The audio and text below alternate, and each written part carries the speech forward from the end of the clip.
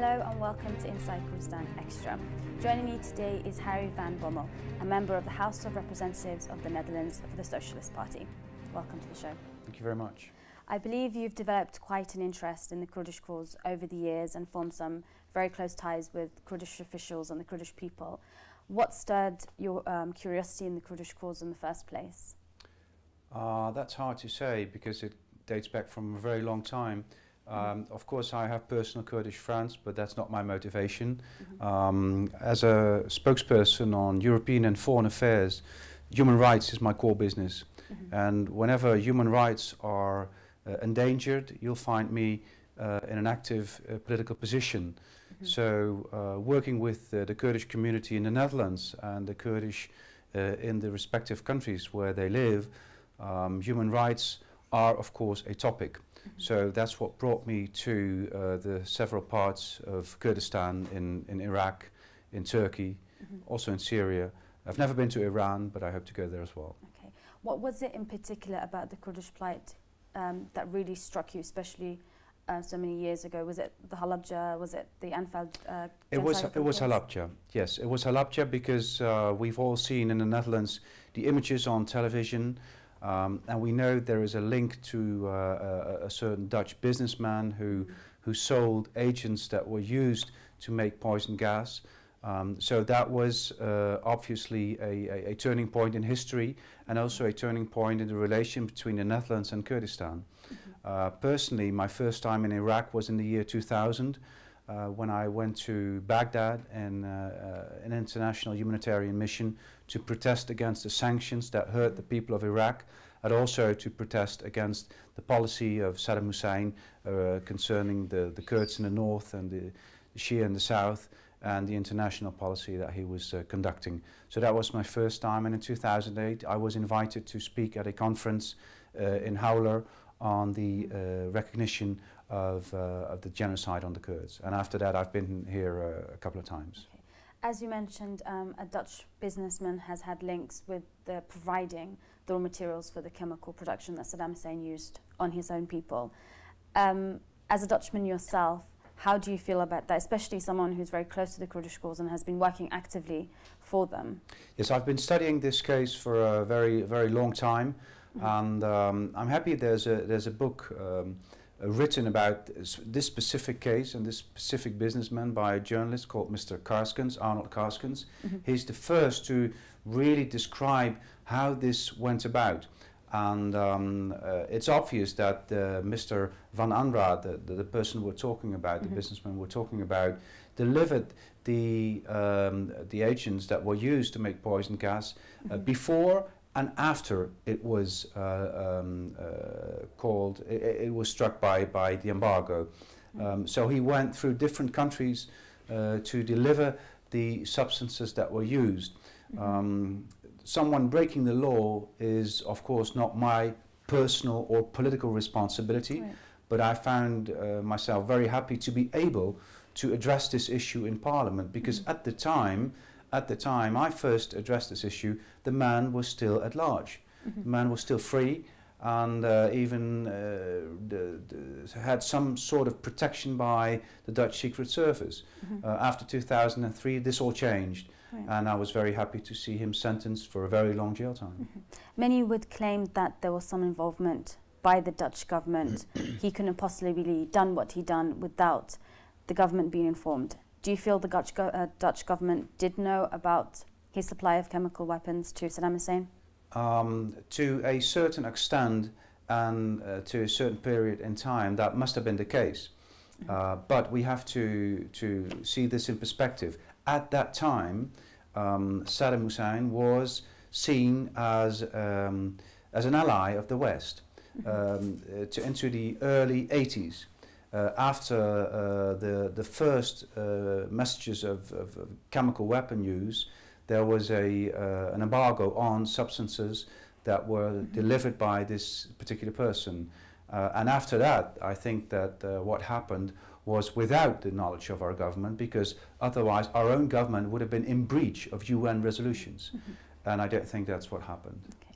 Obviously, Frans van Aert wasn't the only person who was supplying chemical weapons to Saddam Hussein. When people think about the chemical attacks they always look to Saddam Hussein, but how important is it that those that helped him, like Frans van Aert, also tried for their complicity in the crime? Yes, they should be seen as an accomplice.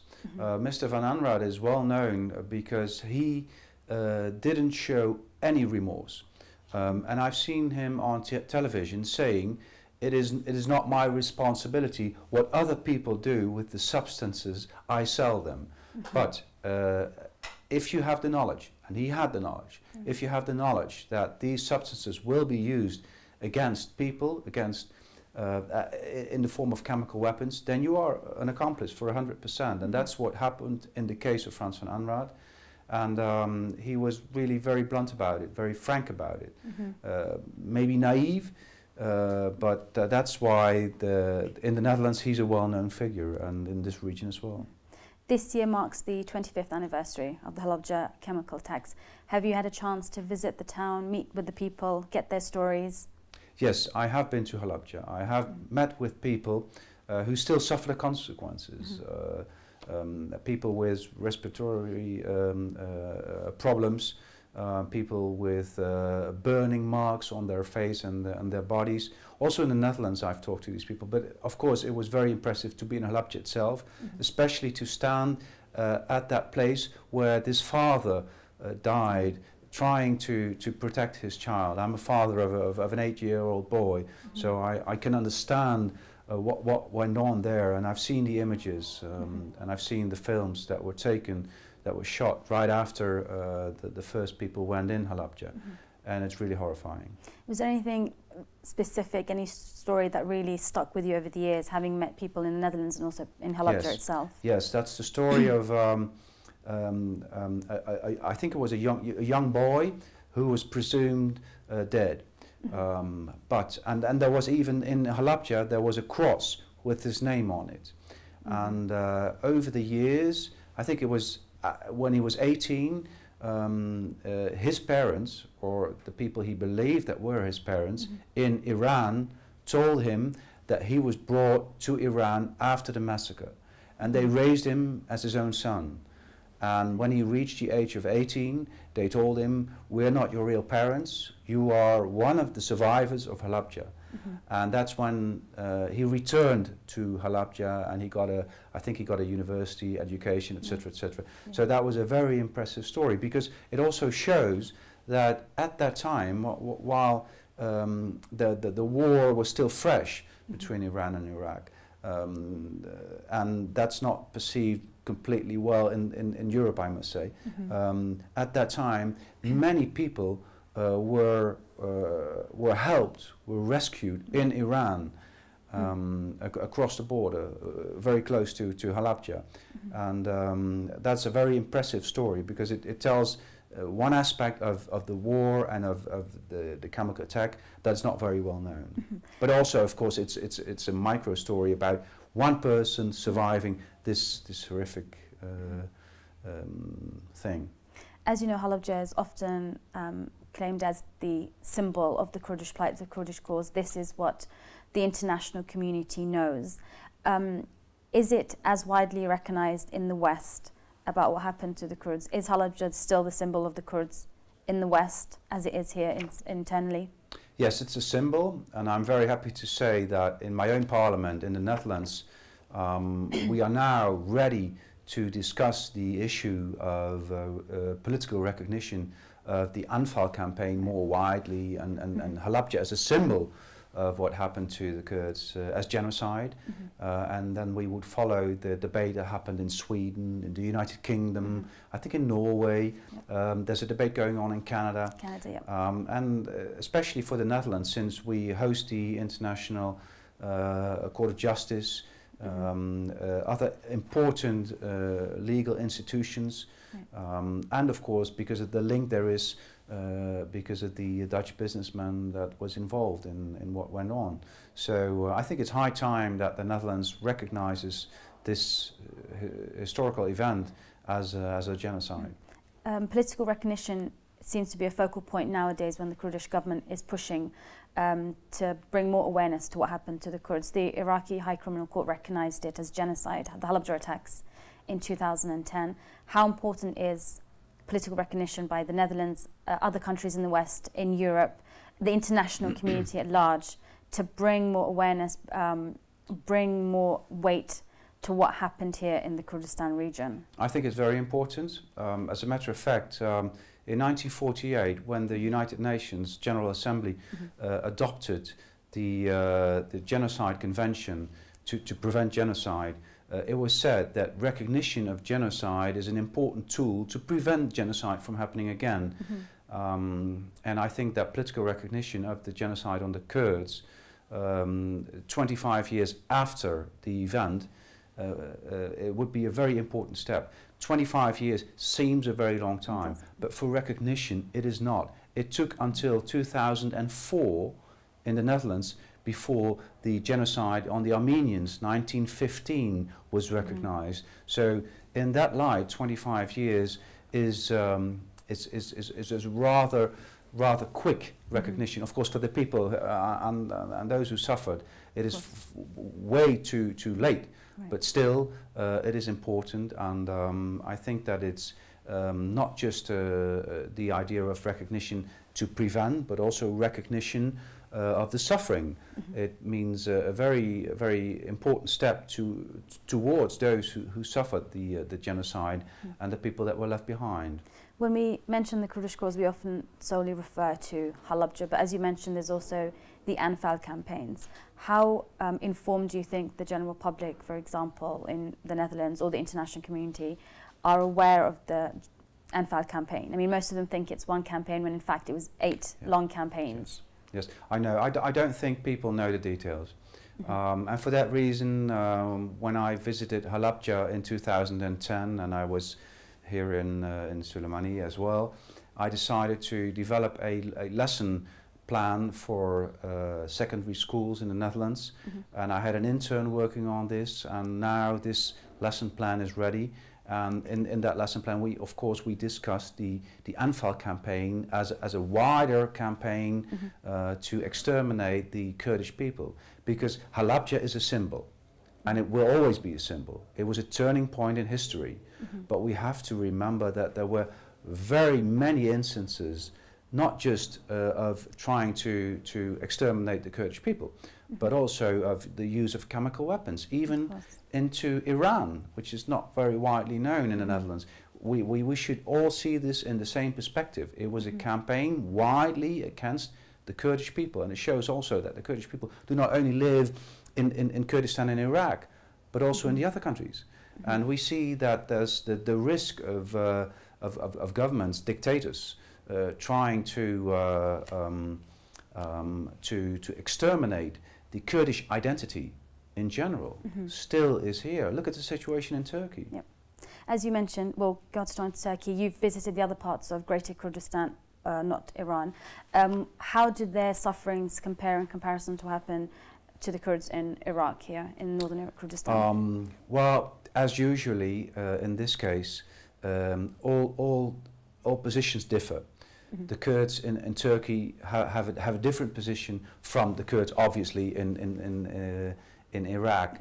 The position of the Kurds in Syria has been very different, being stateless, most of them living in an area where they could not enjoy the same freedoms as you can in this part of Kurdistan.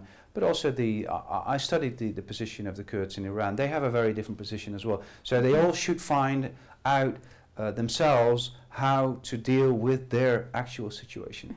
As a matter of fact, a year ago I talked to President Barzani about this issue, and he very rightfully said, we discussed the issue of the Kurds in Turkey, and he said, and I agree with him, that the time of armed resistance is over. Now the Kurds should look for a position in international fora, a position inside the European Union, inside the United Nations, inside the OSCE. There are so many fora where the Kurds could have a strong position, have representation in European countries, make sure that the alliances with people that are interested in the Kurdish issue and are willing to put political pressure on their own governments to get other governments to move towards peace, towards recognition, towards autonomy, towards self-determination. That's basically what we're talking about. Respect for human rights, self-determination, as it is proclaimed in the Manifesto of the United Nations. That's what this is about. Is there greater support for the Kurdish cause now amongst the international community, in particular, for example, for the Kurds in northern Kurdistan in Turkey? Yes, there is. Basically because, of course, the European Union is in debate with Turkey about accession, so there's more knowledge. I think that the Kurds in Turkey are trying to use the right instruments, politically speaking, to get their position on the political agenda, not just of the European Union, but also of member states of the European Union, as my own. I visited Kurdistan in Turkey about a year ago, March 2012, and we talked to many people on the issues of mayors being imprisoned, politicians being imprisoned, journalists being imprisoned. So, and this is all on the agenda of the Dutch Minister of Foreign Affairs, on the EU agenda, and I think that there's more information and more debate, political debate, and more knowledge about the situation of the Turkish Kurds than ever before. Do you feel the Kurdish issue in Turkey can be resolved peacefully and diplomatically, taking into consideration that there are wide claims of Turkish human rights abuses towards the Kurds in their own country? Yes, I think it's the only way to solve this problem in Turkey. And it has to be solved with recognition of course, of the rights of the Kurds, but also we have to recognize the fears of the Turkish government and see how we deal with that. But it can only be resolved by talking, and also by having all major key players, including Mr. Öcalan, involved in the debate, because that would only if you leave key players out, you will not get the end result that you all wish.